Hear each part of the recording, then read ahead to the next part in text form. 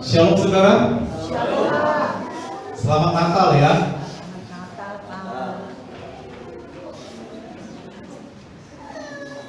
Natal ini selalu membawa kebahagiaan tersendiri bagi kita ya. Mungkin karena kita memperingati kelahiran Kristus ya. Dan di dunia Natal itu sudah menjadi suatu tradisi yang baik. Ya, tradisi yang baik untuk kita peringati setiap tahunnya. Ya. Nah, beberapa dari kita baru, ya selamat datang, Pak. Selamat datang, Pak. Semuanya ya. Tuhan memberkati kita semua, ya. Ada ibu juga di sebelah sana, selamat datang ya. Memberkati. Saudara-saudara, pagi ini saya mau berbicara tentang satu tema yang singkat, ya, tentang tak bisa tanpamu. Ini bukan judul lagu ya. Ini bukan lagunya Rian The Massive, bukan.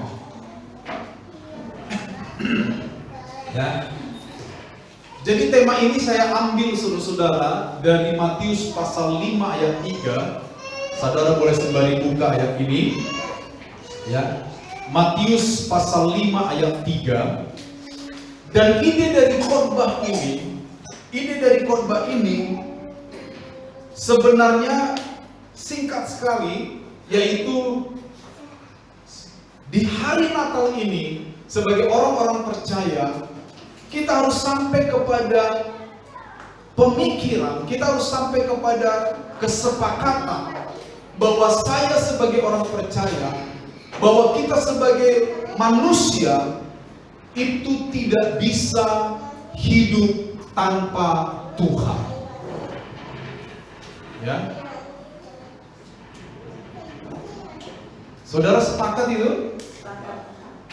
Sekali lagi, idenya saya beritahu. Khotbah ini akan berakhir dengan satu ide bahwa saya sebagai orang Kristen, saya sebagai manusia pada umumnya harus sampai kepada kesepakatan bahwa saya tidak bisa hidup tanpa Tuhan.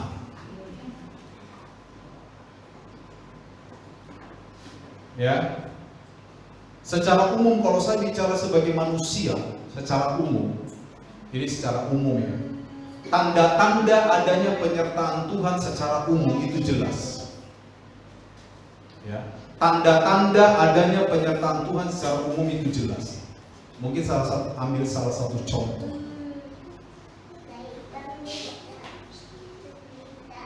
Anak-anak ada komputernya di sana. Mungkin bisa dipindahkan anak-anak.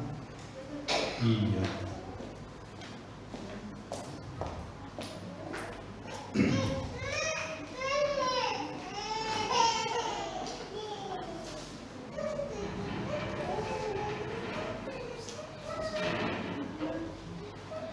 Sekali lagi saudara, tanda-tanda, salah satu tanda yang secara umum dapat kita lihat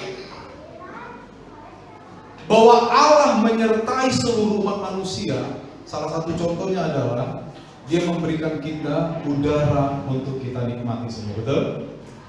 Ini bisa dinikmati oleh semua manusia di bumi ini. Jadi kita sebenarnya harus sampai kepada ide bahwa kita tidak bisa hidup tanpa Tuhan. Itu nggak bisa. Oke, kita baca saja Matius 5 ayat 3, saudara-saudara. Mari kita buka Alkitab kita, Matius 5 ayat 3. Sudah ya? Firman Allah berkata, berbahagialah orang yang miskin di hadapan Allah, karena merekalah yang punya kerajaan sorga. Ya, berbahagialah mereka yang miskin di hadapan Allah, karena merekalah yang punya kerajaan sorga. Nah, saya akan menjelaskan sedikit informasi tentang ayat ini supaya kita bisa menangkap idenya dengan lebih jelas, saudara. Ya. Nah, di dalam pemikiran orang Yahudi, kenapa penting pemikiran orang Yahudi kita bahas di sini? Karena Alkitab kita, Perjanjian Baru dan Perjanjian Lama, itu ditulis atau hadir di dalam konteks kehidupan orang Yahudi. Yesus adalah orang Yahudi, oleh karena itu Yesus berbicara, berpikir, hidup di dalam semua budaya Yahudi. Jadi ketika kita ingin mengetahui apa makna yang sebenarnya yang sedang Yesus sampaikan di sini, maka kita akan coba melihat ide pemikiran miskin di hadapan Allah ini menurut sudut pandang orang Yahudi. Ya. Menurut konsep orang Yahudi, saudara-saudara, ada dua kondisi yang bagi mereka disebut miskin. Pertama digambarkan dengan kata penes. Penes ini adalah kondisi seseorang yang miskin, tapi orang ini masih punya kekuatan untuk bekerja setiap hari, sehingga gajinya setiap hari itu bisa buat dia makan hari demi hari. Itu penes namanya. Ya. Nah, ini disebut miskin karena dia tidak punya harta berlimpah, tetapi mereka masih punya kekuatan untuk bekerja hari demi hari dan mereka hidup dari pekerjaan itu. Mereka masih bisa makan itu. Tetapi yang kedua, ada kata yang menggambarkan kondisi miskin, yaitu tokos. Ya, P-nya tidak dibaca.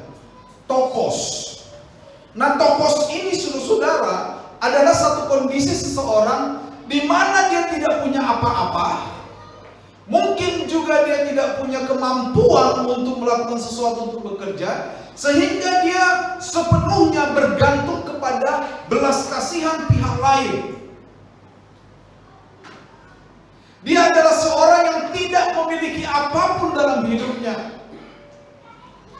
Dia sepenuhnya bergantung kepada belas kasihan orang lain. Nah, ini miskin yang digambarkan dengan kata tokos tadi. Orang yang tokos biasanya dipandang sebagai orang yang sangat rendah.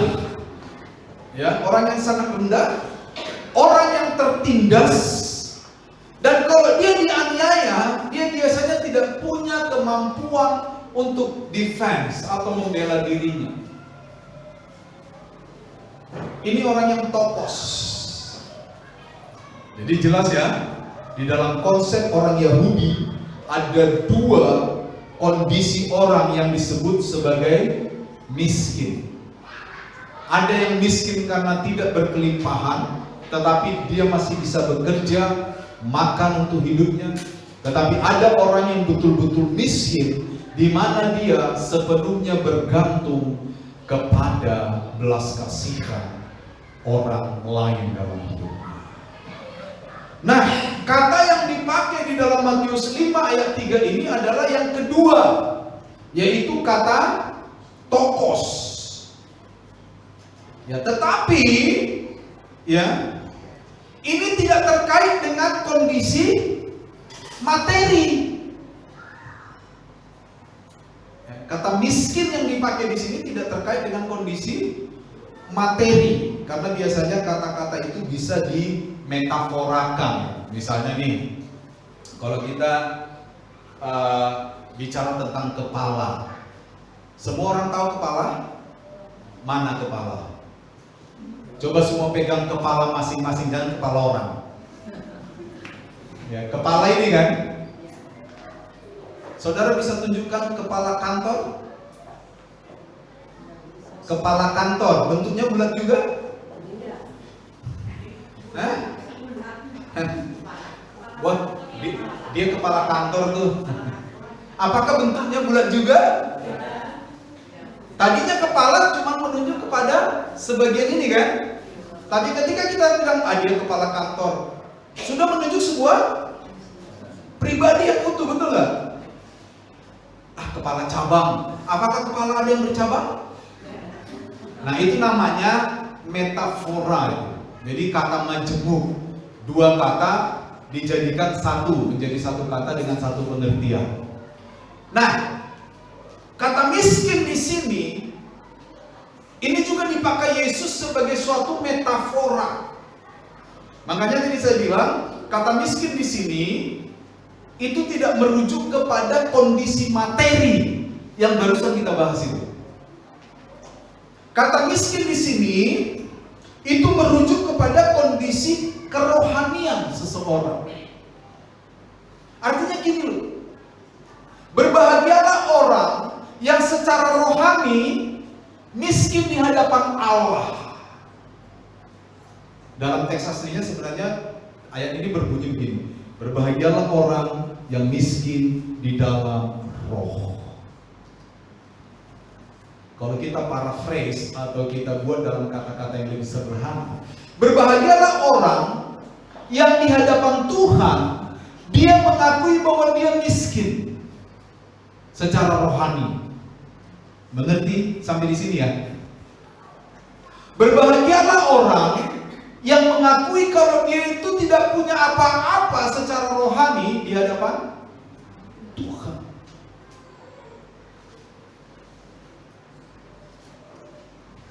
Ya.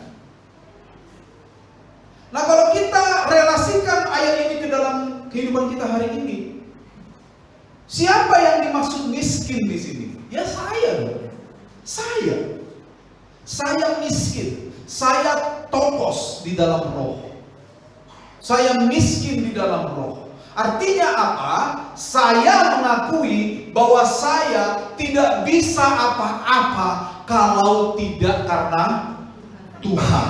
Berbahagialah orang yang mengakui bahwa dia tidak bisa apa-apa di hadapan Allah. Ini tapi jangan disalahartikan ya. Jangan nanti kalau saudara saya minta, ayo pelayanan yuk. Maaf Pak, saya tidak bisa apa-apa di hadapan Allah.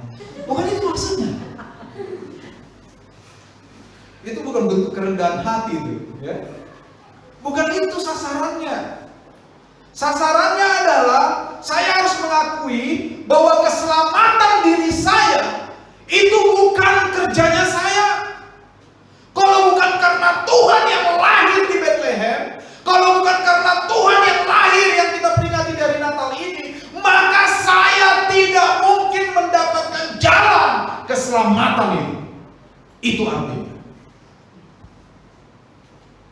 saya tidak bisa mendapatkan keselamatan dengan kebaikan saya. Karena firman Allah berkata di hadapan Tuhan, kebaikan manusia itu seperti kain kotor. Betul? Siapa di antara saudara baik tapi tidak pamrih? Saya mau tanya, ada? Baik tidak pamrih itu. Oh puji Tuhan itu ada ya. Kebanyakan diri kita apa? Kita nolong orang, betul kan? Haleluya, bener dong kita nolong orang dong, ya kan? Orang susah kita tolong. 4 bulan lagi, begitu kita susah kita minta tolong nggak ditolong, apa yang kita bilang? Oh, coba 4 bulan lalu bukan saya tolong, mati tuh orang. Betul kan? Pamrih kan? Saya aja masih sering gitu bertobat saya tuh. Makanya jerawat saya 2 bulan ini muncul semua. Padahal selama hidup saya jerawatan terus ya.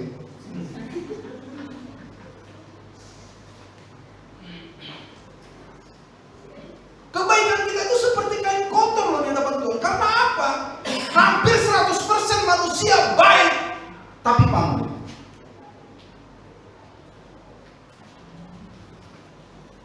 Betul kan? Makanya selalu saya singgung ya, di dalam alam dunia yang penuh dengan dosa ini masih berlaku sampai sekarang. Kalau kamu baik, saya akan baik 10 kali lipat, betul kan? Tapi kalau kamu jahat, kamu kira saya nggak iblis kayak kamu, 10 kali lipat saya jahat sama, betul kan? Loh, itu serius, itu faktual. Kenapa? Saya kan main medsos juga.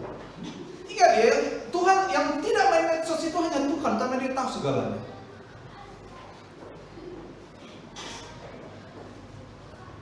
Iya kan? Jadi miskin di hadapan Allah itu menyasar satu keputusan dari pihak kita sebagai orang percaya, sebagai manusia, bahwa saya tidak bisa mendapatkan keselamatan kalau bukan karena Allah. Sepakat ya? Nah itu dia. Saya miskin. Siapa yang kepadanya saya bergantung? Ya Tuhan, kepada Tuhan saya bergantung. Kita lanjut sekarang. Nah, apa latar belakang dari kalimat ini? Ini perlu kita ketahui latar belakangnya supaya kita semakin paham. Kenapa Yesus berkata, berbahagialah mereka yang miskin di dalam roh? Kenapa itu? Ada latar belakangnya. Di dalam ibadah Yahudi, orang Yahudi di sinagoga ibadah kan, ada semacam seperti seorang pemimpin pujian begitu ya, namanya itu Hazan. Seorang Hazan. Nah, ketika seorang Hazan membuka ibadah, dia selalu ucapkan begini, ini aku Tuhan, seorang miskin yang melayani. Dalam bahasa Ibrani-nya itu kira-kira begini, Hineni haini min ma'as. Ini aku Tuhan, seorang miskin, datang untuk melayani. Dan itu selalu diucapkan oleh seorang Hazan, seorang pemimpin pujian di sinagoga. Setiap kali mereka mau berdoa atau yang disebut sidur, doa-doa orang Yahudi disebut sidur. Setiap kali mereka mengucapkan sidur atau doa mereka, seorang Hazan, pemimpin ibadah selalu bilang, Hineni haini min ma'as. Ini aku Tuhan, seorang miskin yang melayani. Jadi ketika mereka mau datang melayani Tuhan, hal pertama yang mereka akui di hadapan Tuhan apa? Bahwa hal mereka mampu memberikan pelayanan itu bukan karena kekuatan mereka. Mereka mengakui bahwa mereka sebagai seorang yang miskin. Sehingga maknanya, saudara-saudara, kalau kita tarik makna ucapan itu, kira-kira begini, Tuhan, aku bisa melayani di bait-Mu ini, itu sama sekali bukan karena aku. Karena aku miskin di hadapan-Mu. Aku bisa melayani itu semata-mata karena Engkau. Kira-kira itu makna yang muncul dari kalimat itu. Ya. Makanya Yesus bilang, berbahagialah orang yang mengakui kalau dia miskin di dalam roh, dia dapat tahu. Karena sebenarnya yang memampukan kita dalam hidup kita itu hanya Allah, betul lah. Makanya tadi judulnya apa? Tak bisa tanpamu. Apa perlu kita bikin lagu dari sini? Oh, ada ini. Tak bisa tanpamu. Kalau nggak ada Tuhan tuh nggak bisa. Kita kasih contoh lah. Apakah menurut saudara masa muda, siapa yang masih muda angkat tangan? Pak Ron nggak usah angkat tangan. Loh, bilang jangan. Masih muda kan? Ini sudah tua. Apakah kalian yang muda-muda itu yakin bahwa kalian akan hidup 70 tahun lagi? Hah? Apakah ada di antara kita yang tahu umur seseorang? Tidak. Saya tahu, saya minta aja KTP-nya. Mana KTP-nya? Oh, umur sekian. Apakah ada di antara kita yang tahu sampai kapan kita bisa hidup? Kita nggak bisa bilang, oh saya kan masih muda, usia masih 19, masih panjang saya ini, pasti. Harapan memang iya, betul nggak? Saya aja mengutip Hairil Anwar, aku ingin hidup. Nah, saudara bisa tuh. Tapi tidak ada. Kita harus mengakui bahwa kita sudah melihat fakta. Ada anak 11 tahun dipanggil Tuhan. Ada nenek-nenek udah 100 tahun baru dipanggil Tuhan. Ada orang kemarin pemain bola dari apa ini? Palestina umur 23 tahun mati kena tembakan. Pemain bola yang lagi gacor-gacor apa? Lagi aktif-aktifnya, lagi produktif sekali. Umur 23 tahun mati. Siapa yang tahu, betul gak? Semua hidup kita ini bergantung sama siapa? Sama Tuhan. Kita nggak bisa bilang, aduh saya aman nih di dalam kamar. Ini apartemen saya, dindingnya aja tebalnya 50 cm segini. Tahan peluru, bulletproof, betul gak? Tahan peluru, tahan air, tahan godaan, tahan goncangan, ya kan? Tahan semuanya. Saya nggak mungkin, ya, saya hidup enak di dalam ruangan ini. Siapa yang tahu kalau World Trade Center dan Pentagon bisa hancur dalam sekali serangan? Betul nggak? Michael Jackson, seorang penyanyi sangat luar biasa, penyanyi pop terkenal di seluruh dunia. Saudara tahu lagunya kan? I'm looking to my baby, black or white, kan enak lagunya kan? Saudara tahu Michael Jackson hidup tidur itu pakai oksigen, bisa di dalam kapsul oksigen hidupnya. Ya nggak bisa mati dong, oksigen enak kan, betul nggak? Kita kan tiap hari isep apa?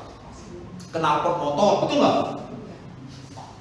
Coba saking banyaknya knalpot motor, bulu hidung jadi hitam. Saudara pernah ngalami bulu hidung hitam waktu bangun tidur? Oh nggak pernah ya? Pernah ya? Kenapa? Berarti saudara pernah miskin kayak saya. Kalau saudara nggak pernah ngalami bulu hidung hitam waktu tidur, saudara nggak pernah susah. Begitu bangun, anggap aja hitam semua. Itu karena lampu tembok gitu loh. Jadi selama kita tidur, kita tiru, ya kan? Michael Jackson tidur dalam kapsul oksigen. Harusnya nggak mati dong, betul nggak? Ya kan? Nafasnya oksigen murni tuh. Mati juga tuh. Bukan kita mensyukuri matinya Michael Jackson, ini fakta, betul nggak? Ya kan? Orang yang hartanya segudang, mati nggak? Kenal dengan Whitney Houston? Saudara nggak kenal? Udah mati dah dia. Matinya di mana? Hotel bintang 5. Jadi jangan kira kalau saudara sedang tidur di hotel bintang 5, saudara nggak mati. Bukan berarti saudara harus mati di hotel, bukan. Maksud saya, jangan bilang, saya aman nih. Wah, saya aman. Ingat, hidup kita tuh bergantung siapa? Tuhan. Dimanapun kita ada, setebal apapun tembok rumahmu, sebanyak apapun uangmu, engkau bergantung sama Tuhan.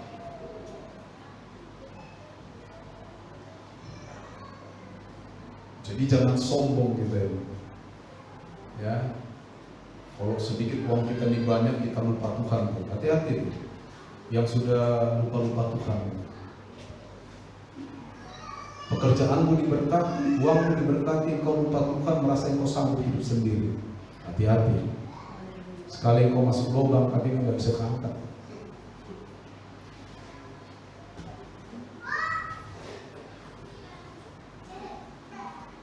Ya. Jadi gitu nih.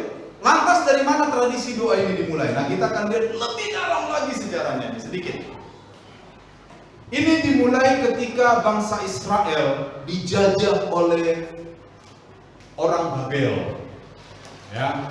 Tahun 586, selama 70 tahun, dua suku itu, Yehuda dan Benjamin, itu dijajah oleh Babel dan dibawa ke Babilonia. Tahun 586 sampai 517 sebelum Masehi. 70 tahun mereka dijajah. Kalau bangsa Indonesia pernah dijajah, kita dijajah di negeri sendiri, betul nggak? Kalau orang Israel dijajah, mereka diangkut ke negeri orang. Saudara bisa bayangkan kan? Diangkutnya bukan antrian kapal laut seperti Kirana itu, yang punya tempat tidur bagus, jalan kaki.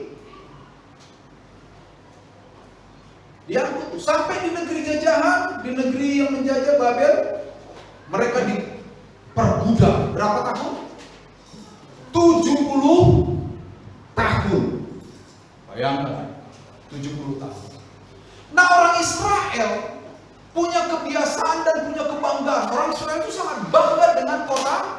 Yerusalem. Lebih bangga lagi karena mereka punya bait suci yang dibangun oleh Salomo. Nah, ketika mereka dijajah oleh Babel, bait suci di Yerusalem itu dihancurkan sama sekali. Mereka dibawa ke Babel. Sampai di Babel mereka nggak bisa beribadah. Nah, kalau bangsa Israel itu kehilangan tempat ibadahnya, mereka seperti tidak punya apa-apa. Mereka mau mempersembahkan korban, nggak bisa. Karena mempersembahkan korban harus di bait Allah, di bait suci. Jadi selama 70 tahun, saudara, dosa-dosa mereka tidak diampuni. Kenapa? Mereka tidak bisa mempersembahkan korban penghapus dosa. Mereka tidak bisa mempersembahkan korban penghapus salah. Jadi orang Israel itu menderita bukan saja secara fisik, lebih-lebih lagi secara rohani menderita. Mereka tak punya tempat ibadah di Babel. Jadi selama 70 tahun mereka tidak bisa mempersembahkan korban untuk menebus dosa mereka. Mereka sengsara secara rohani. Nah, kondisi ini membuat para rabi mereka mulai berpikir, selama ada di pembuangan, bagaimana caranya supaya orang Israel ini bisa memberikan korban kepada Tuhan. Karena kalau mereka nggak bisa memberikan korban kepada Tuhan pada waktu itu, dosa mereka tidak diampuni. Andaikan mereka mati, mereka pasti tidak akan diselamatkan kalau dalam bahasa kita hari ini.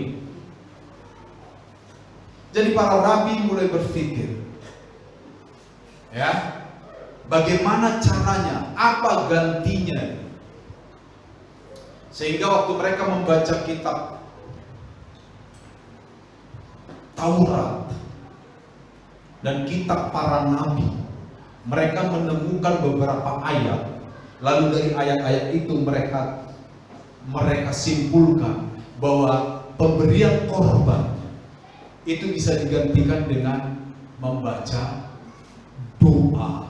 Itu yang disebut tadi sebagai Siddur Rabbim. Ya, sekali lagi, ya, tolong perhatikan sekali lagi. Pemberian korban penghapus dosa, pemberian korban penghapus salah, itu bisa digantikan dengan doa. Lalu dibuatlah doa-doa pada zaman pembuangan di Babel. Itu yang disebut sebagai Siddur tadi. Lahirnya doa-doa ini ada di dalam konteks apa? Ketidakberdayaan total. Mereka tidak punya cara yang lain agar mereka diselamatkan. Mereka tidak bisa menyelamatkan diri mereka sendiri. Mereka butuh belas kasihan Tuhan. Akhirnya mereka kembali ke Alkitab. Mereka kembali ke firman Allah, yaitu Taurat dan kitab para nabi yang sudah ada pada waktu itu. Dan mereka melahirkan doa sebagai pengganti korban penebus dosa. Makanya ketika mereka berdoa, kata-kata yang tadi selalu diucapkan, Hineni haini min ma'as. Ini aku Tuhan, seorang miskin yang melayani. Dan waktu mereka ucapkan doa ini nanti setelah masa pembuangan, itu tidak berarti secara harta mereka miskin. Tidak. Sekali lagi, ayat ini tidak merujuk kepada materi. Ayat ini merujuk kepada pengakuan bahwa saya tidak bisa hidup secara rohani tanpa Allah. Ya, makanya Paulus pernah menyinggung, ya, di dalam kitab Efesus tentang keselamatan. Itu bukan perbuatan baikmu. Tidak ada seorang pun yang dapat memegahkan diri.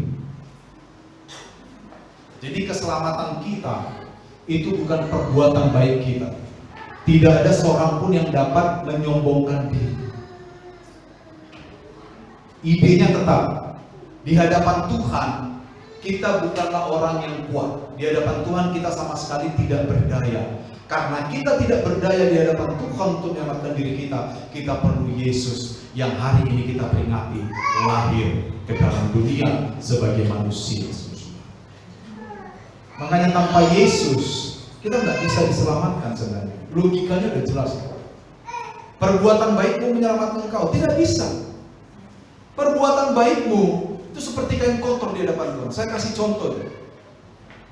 Kita di hadapan Tuhan itu kecil sekali, saudara, nggak ngerti apa-apa gitu, betul? Ibu-ibu pernah ngepel lantai? Ada yang pernah ngepel lantai di sini? Sering, ya kan? Kasihlah contoh ibu-ibu ngepel lantai. Punya anak kecil, umurnya 4 tahun, yang sedang aktif-aktifnya berbuat baik. Betul nggak? Ibunya ngepel, dia bantu. Betul nggak? Ibunya nyuci piring, dia bantu. Ibunya nyuci piring, dia bantu bilas gelas. Gelas pecah. Dia baik loh. Tapi kebaikannya itu seringkali menghasilkan apa? Marah kan? Saudara pergi sana. Lu baik loh dia. Ibunya ngepel sambil dengar lagu Swing of Me kan. Ya kan? Lu ngepel. Swing of Me. Asik. Anaknya umur 4 tahun dapat datang bantu tuh. Ma, aku bantu ya. Dia tendang airnya disiram. Baik gak anak 4 tahun itu? Baik sekali. Tapi apa respon mamanya? Yang sudah capek-capek ngepel itu apa tuh? Hah? Berarti Anda salah kebaikan kok diteriakin. Seperti itulah kita di hadapan Tuhan. Kadang kita merasa baik, betul gak? Makanya firman Allah itu gak salah. Kebaikan manusia itu seperti kain kotor itu di hadapan Tuhan. Jangan bangga-bangga kalau kita baik itu loh.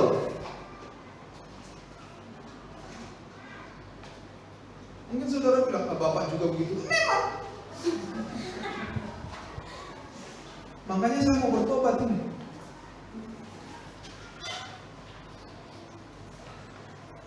Ya, nggak bisa kebaikan kita itu menyelamatkan kita tuh nggak bisa. Itu nggak bisa. Yang bisa menyelamatkan kita itu 100% hanya belas kasihan Tuhan. Makanya kita disebut sebagai orang yang petokos itu tadi. Tokos di hadapan Allah, miskin di hadapan Allah. Bukan penes. Karena kalau penes kita masih bisa kerjakan untuk kebaikan kita. Enggak, kita ini tokos di hadapan Tuhan. Miskin, betul-betul miskin, bergantung sama Tuhan.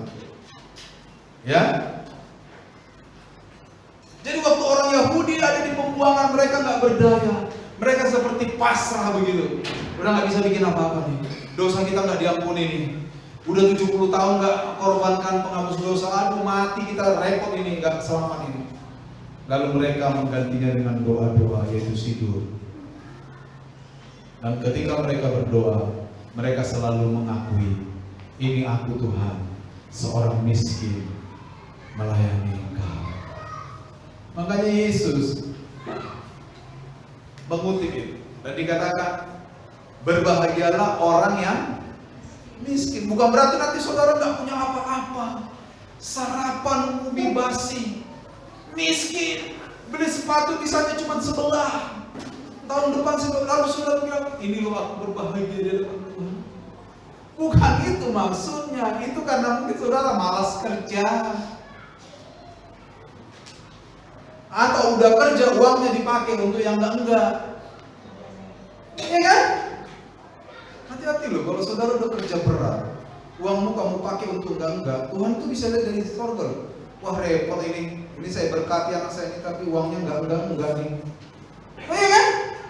Saudara bisa bilang, ini uangku Pak. Memang, tapi itu dari Tuhan. Saudara punya berkat, dapat gaji, uangmu kau beli minuman misalnya.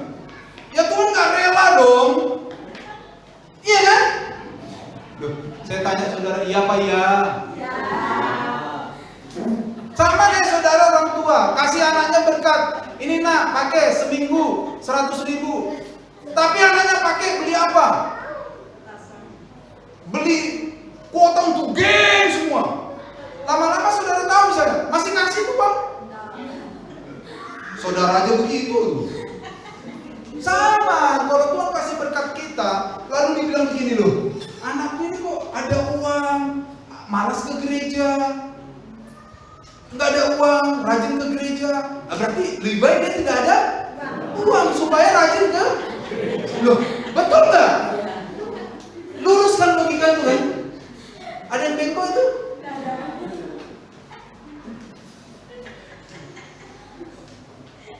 Anakku ini diberkati dengan gaji yang baik, pekerjaannya dibangun bagus, tapi kok malah mabuk? Kemarin-kemarin waktu gajinya 1.500.000 tidak mabuk. Supaya dia tidak mabuk, kembalikan gajinya ke kecil. Betul? Lo hati-hati. Logika-logika sederhana seperti itu berlaku. Hati-hati.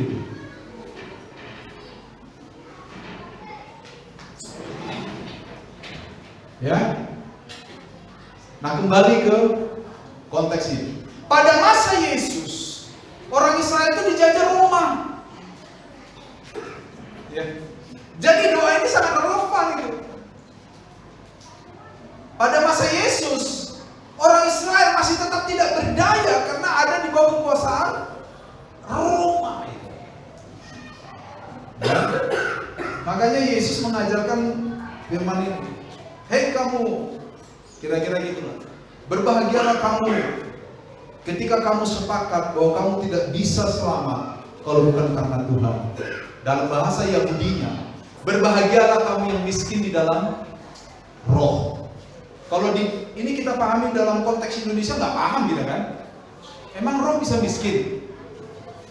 Tapi kalau orang Yahudi paham ini, ya karena tadi itu.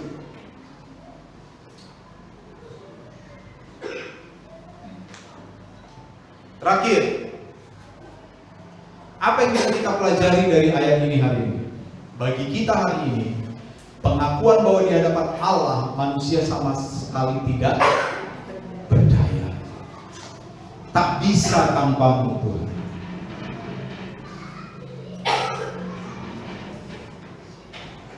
Kadang-kadang lagu-lagu yang di radio itu bagus. Ku tak bisa jauh darimu. Siapa selama ini yang sudah jauh dari Tuhan? Enggak ada ngaku.